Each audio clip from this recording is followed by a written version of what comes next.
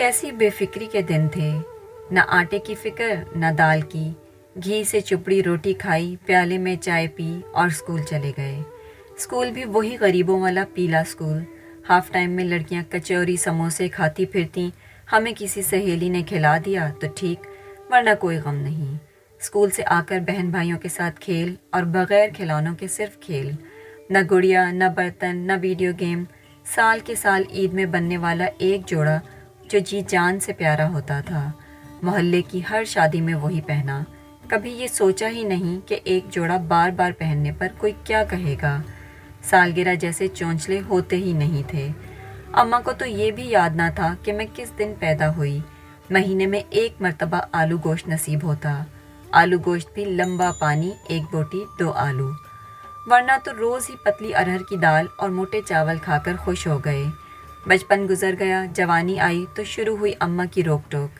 اری او جنم جلی، شیشے کے آگے اتنی دیر مت کھڑی رہا کر، اور یہ تو نے سیدھی مانگ کیوں نکالی؟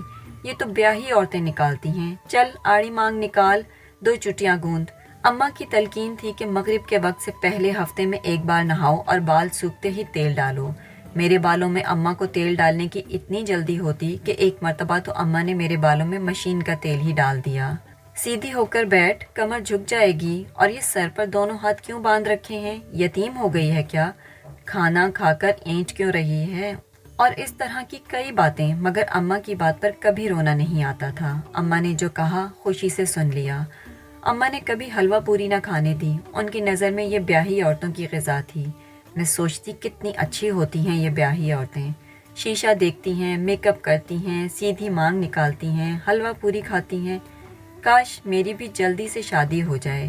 خواب دیکھتی تو ہاتھ میں پکڑے کپڑوں پر ڈھیروں پانی بہاتی، پیچھے سے اماں کی آواز خوابوں کا تسلسل توڑ دیتی۔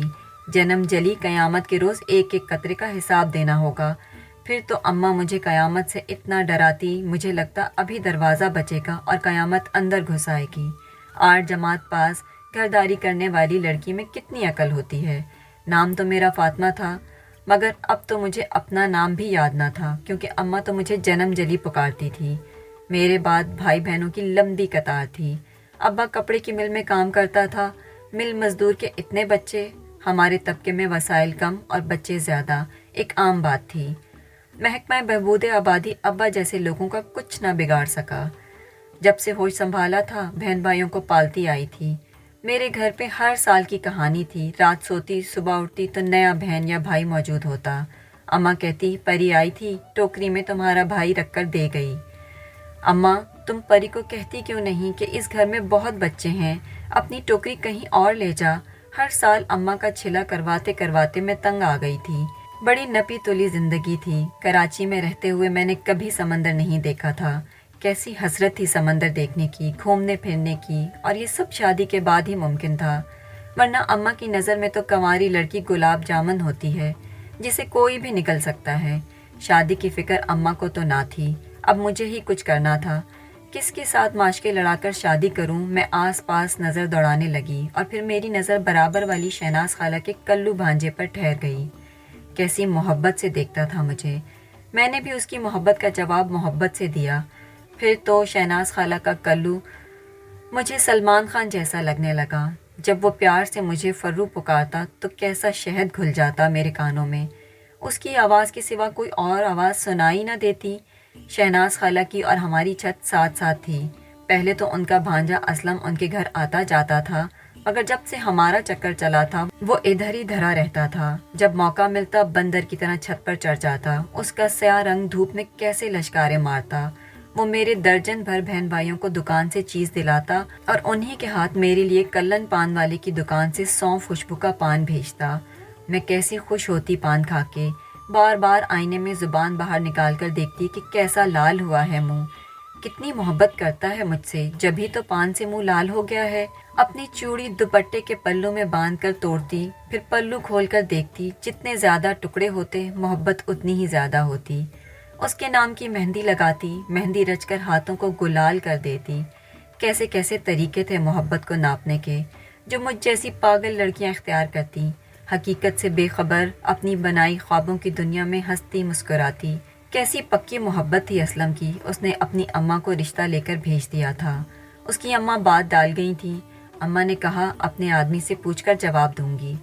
اسلم کی ماں کے جاتے ہی میں اماں کے سامنے تن کر کھڑی ہو گئی۔ اماں کان کھول کر سن لے، شادی کروں گی تو صرف اسلم سے، اگر تو نے انکار کیا تو گھر سے بھاگ جاؤں گی۔ میری اس بے باکی پر اماں آنکھ اور منہ کھولے حیرت سے مجھے تکتی رہ گئی۔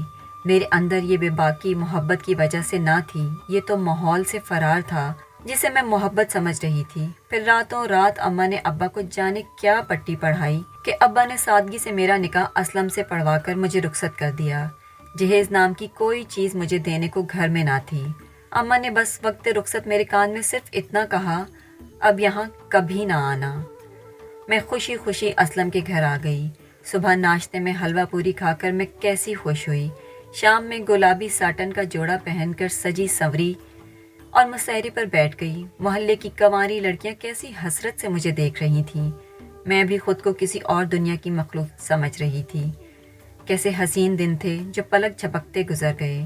حقیقت کی دنیا اس دن دکھائی دی جس دن اسلم نے مجھے ایک گندی گالی دی اور خوابوں کے غبارے سے ہوا نکل گئی۔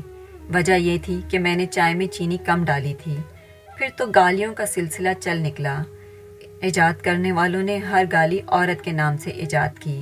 آہستہ چل، کیسی زمین پر ایڑیاں مار کے چلتی ہے، آٹا گوندتے میں ہلتی کیوں ہے، کچھ کہہ دو تو جاہل عورتوں کی طرح رونے بیٹھ جاتی ہے، خود کو مظلوم اور مجھے ظالم سمجھتی ہے، دفع ہو جا میرے سامنے سے، تیری منحوس شکل دیکھ کر نکلو تو کوئی کام صحیح نہیں ہوتا، گلے پڑ گئی میرے، غرق بھی نہیں ہوتی، سالی چڑیل کی طرح چمٹ گئی ہے، اماں بابا نے تو میرے پلے باندھ کے جان چھڑا لی۔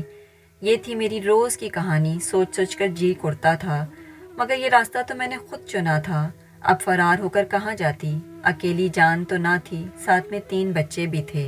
جی جان سے اسلم کی خدمت کرتی کہ شاید اس کا دل میری طرف پلٹ جائے، مگر حالات تو بد سے بدتر ہوتے جا رہے تھے۔ مجھے اماں کا گھر یاد آتا۔ کیسے مزے تھے، بے فکری کی پتلی دال چاول ان فاقوں سے اچھے تھے۔ اماں کی جھڑکیاں اسلم کی گالیوں سے بہتر تھیں۔ شکوہ صرف اماں سے تھا، اماں تو تجربہ کار تھی، تو نے تو زمانہ دیکھا تھا، میں تو بچی تھی، مکر و فریب نہیں جانتی تھی، معصوم تھی، تو نے مجھے کیوں نہ روکا، جنم جلی کہہ کر 2 تھپڑ منہ پر لگاتی، مجھے کیوں بیاہ دیا؟